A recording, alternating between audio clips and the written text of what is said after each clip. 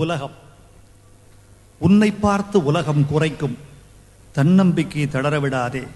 இரட்டை பேச்சு பேசும் உலகம் மிரட்டும் தம்பி, மிரண்டு விடாதே. ஒவ்வொரு வாயிலும் ஒற்றை நாக்கு, உலகின் வாயில் இரட்டை நாக்கு. எனக்கு நேர்ந்த இடிமொழி எல்லாம் உனக்கு சொல்கிறேன், உள்ளத்தில் எழுது.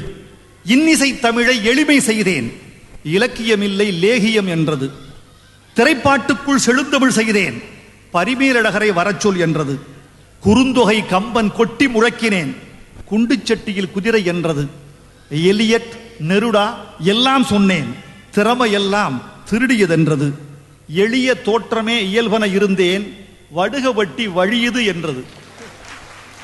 எளிய தோற்றமே இயல்பன இருந்தேன், வடுக வட்டி வழியுது என்றது. அழகாய் நானும் ஆடைகள் கொண்டேன், கழுதைக்கெதற்கு கண்மை என்றது. மேடையில் கால் மேல் காலிட்டமர்ந்தேன், படித்த திமிர்தான் பணிவில்லை என்றது. மூத்தவர் வந்ததும் முதலில் எழுந்தேன், கவிஞன் நல்ல காக்கா என்றது. உயர்ந்தோர் பெருமை உவந்து புகழ்ந்தேன், காதில் பூ வைக்கிறான் கவனம் என்றது. விரல் நகத்தளவு விமர்சனம் செய்தேன், அறிவாள் எடுக்கிறான் ஆபத்து என்றது. மற்றவர் சூழ்ச்சியால் மண்ணில் விழுந்தேன், புத்தி கொளுத்தவன் புதைந்தான் என்றது. மூச்சு பிடித்து முட்டி முளைத்தேன், தந்தரக்காரன் தள்ளினில் என்றது. பகையைக் கண்டு பைய நகர்ந்தேன், பயந்து விட்டான் பாவம் என்றது.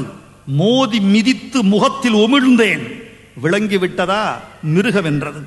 பணத்தில் பொருளில் பற்றற்றிருந்தேன், வறுமையின் விந்தில் பிறந்தவன் என்றது.